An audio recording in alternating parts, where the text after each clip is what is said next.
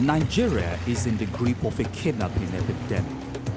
Heavily armed gangs terrorize cities, towns, and highways. These are some of the weapons that we have recently recovered from bandits. Wow. We don't even use this in the police. They seem to take anyone at will. This is the evidence of beating. I was tortured. Ordinary citizens, businessmen, even kings.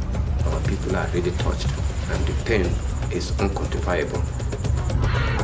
With the Nigeria police ranked as the country's most corrupt institution, no citizen can feel safe from the kidnappers. It was terrifying. I felt that was the end for me because I had never seen a gun to my face like that, not so close. How many people would you say that you've killed? I've killed more than 50 persons. But the new anti-kidnap unit, led by Nigeria's most famous cop, Deputy Police Commissioner Abba Kyari, claims they are the answer. The whole country and the state are looking up to IRT to see that these guys are arrested and brought to justice. And we'll see to that. They say they'll clear out the gangs and bring back the rule of law. But are innocent citizens getting rounded up or even tortured in the process? Operatives of the IRT, they're involved in all manner of abuses, torture, brutality. Is this unit the answer to Nigeria's kidnap crisis, or just more of the same corruption and violence that has plagued policing here for decades? I got whip first. Feel like that.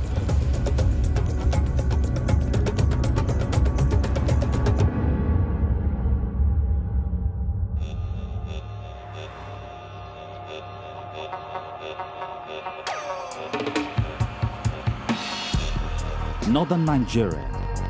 Armed bandits roam the countryside on the outskirts of major towns and cities. For years, they have terrorized local highways, kidnapping and murdering.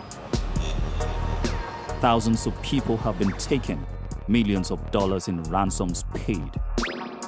Nigeria is facing a kidnapping epidemic, and anybody can be a victim anytime.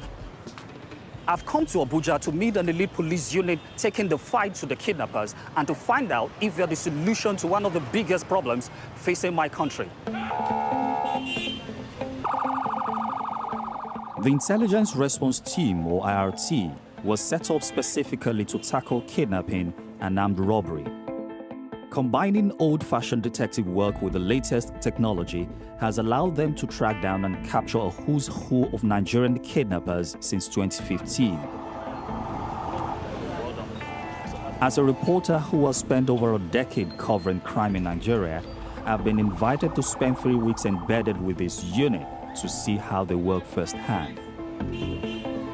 You're welcome to the Intelligence Response Team office in Abuja. Assistant Police Commissioner Sonny Ubwa is second in command of the IRT. The way the structure of the IRT is that we have the headquarters and the command and control center in Abuja, but we have some offices in each geopolitical zone of the country. So this is where the coordination happens. So, yeah, morning, gentlemen. The first stop on Sonny's tour of the unit's headquarters is the intelligence hub at the center of all its operations. This is where all the analysis of the intelligence we generate is done.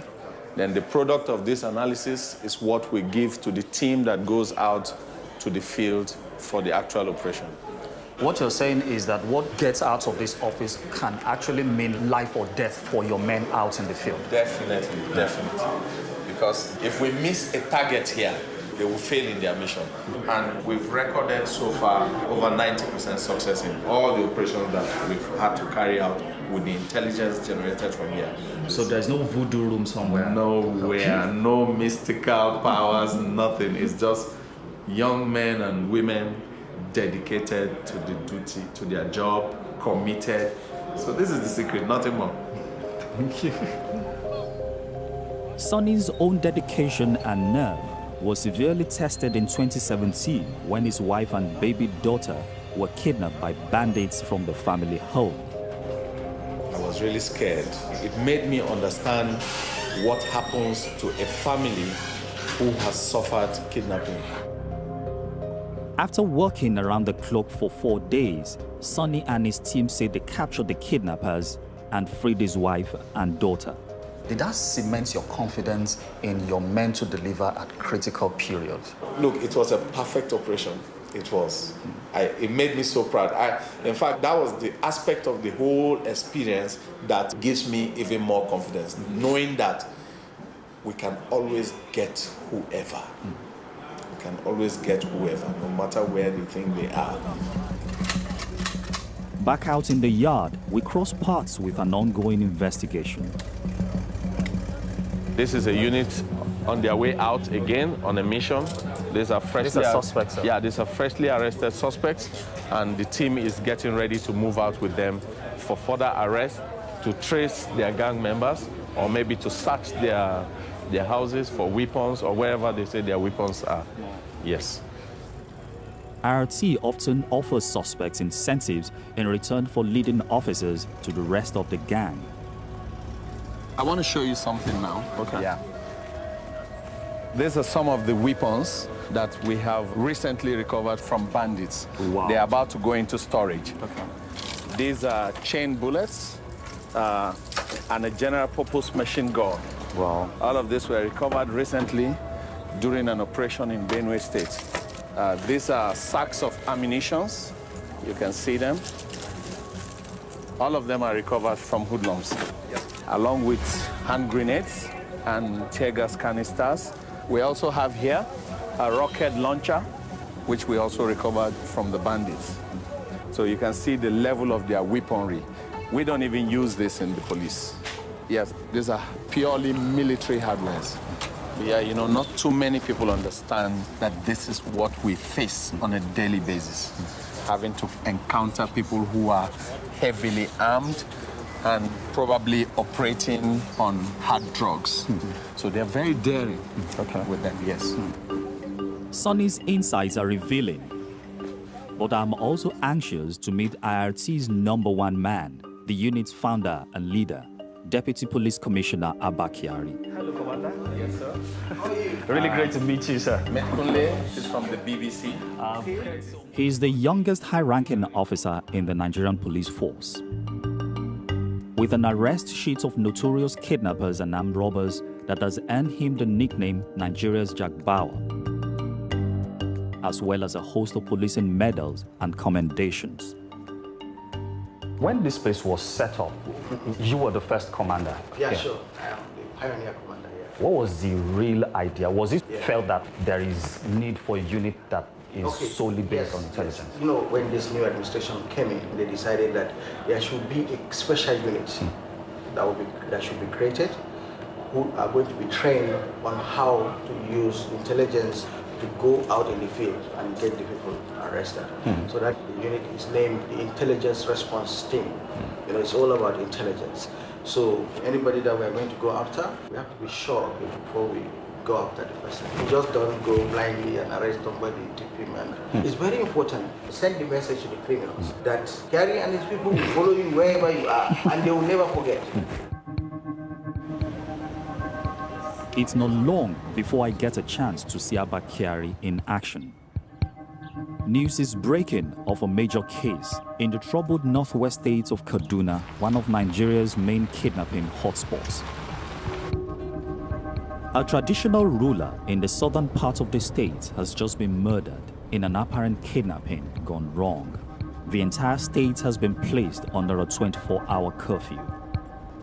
Abba Kyari has been charged by his superiors with traveling to the king's palace immediately and spearheading the investigation. This kidnapping and the king has brought a lot of tension in the state. The whole country and the state are looking up to IRT to see that these guys are arrested and brought to justice. And we'll see to that. The king initially looked like he will be handed back to his family after a ransom of 10 million naira or $30,000 was paid. But at the last moment, one of the kidnappers executed him instead with 2 gunshots to the head. On arrival at the palace, Abba Kyari is introduced to the late king's wife, Victoria Galadima, who was kidnapped alongside him, though she was later released. He asks how she was handled by the kidnappers. This is the evidence of beating. I was tortured. And mommy, they're like how many? They were 9. Even when they were going with you inside the bush? Yes, they were 9 in number. It's a high-profile case. The money I get to our solving case. So the guy said that in the faru, haga abun da faru duk kasar nan sun ji kuma is very bad abu da aka yi. To shi yasa IG now directed zo mu shiga investigation din nan that we should trace where na duk inda suke mu samu su so that they will come and face justice. But abun da suka yi. I believe the only thing you can do to give us the courage to believe that government is concerned is to fish out these perpetrators of this evil act. Yes, sir. And bring them to justice, as you have said. We therefore say thank you, and we hope that you do your work without fear or favor. Thank you very much for coming. You are welcome. This case threatens to ignite ethnic tensions in an already volatile region of Nigeria. It's essential that IRT's actions are swift and decisive if retaliatory violence is to be avoided. The king's driver, Timothy Katari, was kidnapped alongside him and stayed with his chief to the end, narrowly escaping the same fate. Shot him. You can see where the bullet entered and came out. Now, Timothy is recovering from his injuries in hospital. The police. So say iskan bindiga sai sa na bude kofa sai na fadi kasa ka kwanta kasa. Suka yi ta buga sarki da ne da madam muka shiga daji to dai already da ya riga mutu sai dogare namu kuma sun mutu. They were marched around 25 kilometers into the thick bush. Yana da 100 million naira ya ba su za su sake shi. Sai mai gida na ce shi bai da kudi. Sai suka ce to sun san wurin da za su ji gaskiya. Sai sun zo suka tube ne da safe. Suka ta man duka baya. After 5 days, the kidnappers reduced the ransom and allowed their victims to communicate with the chief staff so the ransom could be delivered. Sai suka ce to a kawo gudun sai aka ce to irin around 5 o'clock a kawo musu gudun. Sai suka ce mai gida yau za ka sha ruwa da driver din ga za ku tafi gida za ku sha ruwa muka ce mu gode. Sana ce to in haka dina ne muna jin musu mota a kwalta su bar mu za mu kai. To lokacin da ya same na nan ban ji ba. Kawai sai na ce wayo Allah sai na ga kawai sai ya wuna ma mai gida na kai kawai tau. Daga na ce ku duba nan aka duba nan aka ganga mai gida na yana kwance ga aji. From what we discovered, altogether like 8 people have been killed by this group in this very operation. So it's an extremely deadly group. Do you think that this same group might have been involved in some brutal kidnapping in the past where they've killed people? Yes, it's possible. You know, there are so many other kidnappings where people have been killed around Kaduna, all over. And it's all by this kind of people. I hope you understand. Abba Kyari's investigation continues. We head out to the very stretch of road where 1 week earlier, Timothy, the king, and the king's wife were taken from their vehicle and marched into the bush, and where 4 of their entourage were murdered in cold blood. District Police Officer John Hammond was the first policeman to respond to the scene and witness the carnage the kidnappers had left behind. What are we looking at right now? They're coming from this side. Yeah. When they're coming from this side, the chief's vehicle stopped here. Yeah. So they orderly have noticed that there are armed robbers. So he removed his chevron from there. When he came here, they noticed that they discovered that he's a policeman because the horse of the pistol is with him here. So when they noticed that, they drag him down and shoot him here. Yeah, so, and you can see the spot where the bullet hit. You can see the small hole. So you can see that some people are already on the ground, and these guys went ahead to shoot them in the head. Shoot them and kill them. So it's very sad, very bad. But by God's grace, we're going to get them. They must surely answer for this thing. You can see the other one here too. You can see the spot. This is where they just fired the first. Never experienced this. I'm telling you, it's too sad. Very, very sad. Following a 6-month investigation, operatives from IRT arrested the suspected ringleader and charged him with the kidnapping and murder of the king.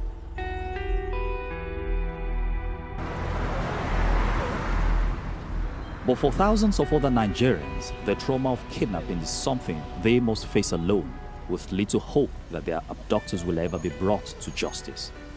I've arranged to meet 2 men who were freed from a kidnapping ordeal just 1 week earlier. Hi. Hi, how are you? Sir? My name is Kunle. I'm Paul. Nice to Welcome to my home. Nice to meet Please you. come in. Thank you. Yeah.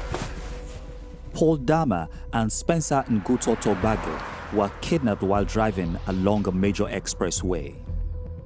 In recent years, Nigeria's highways have become high-risk kidnap zones. I was the one driving, and it was around 4:30 p.m. We got to Ofu local government area in Kogi State. And then suddenly we heard a loud gunshot. And of course, I stepped off the accelerator. Then 4 or 5 of them came out from the bushes. All of them had AK-47 rifles, so the sound was quite loud. It was terrifying. They came out and were shooting sporadically in the air and pointing the guns at us in the car. And we came out of the car and they asked us to lie on the floor. And of course, at that moment, I felt that was the end for me because I had never seen a gun to my face like that, not so close. Paul and Spencer were forcefully marched into the deep forest for hours. Their captors only allowed them to stop once they were around 20 kilometers from the main road. Escape was now impossible.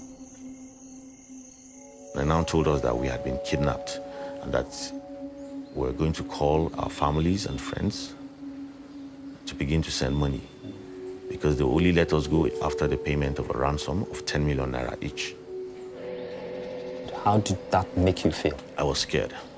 I was really, really scared because I started to imagine the trauma my family members were going to go through. Their friends and family were unable to raise such a huge sum. For 2 days, they begged the kidnappers to lower their demands while Paul and Spencer were beaten and tortured, often while their relatives listened on the phone. They meant business because they were beating us and they were very serious. They told us that this is no joke, this is no play, this is the business they do. In fact, at that point, the first night they told us that there's a shrine they have. When they want to kill you, they take you there and kill you. Finally, the bandits agreed to 1 million naira in exchange for each of their lives.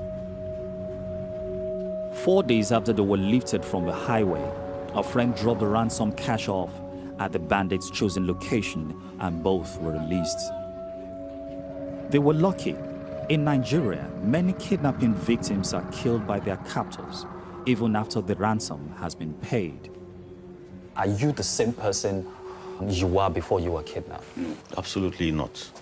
It has really given me an entirely new perspective to life generally and what kidnapping in Nigeria is.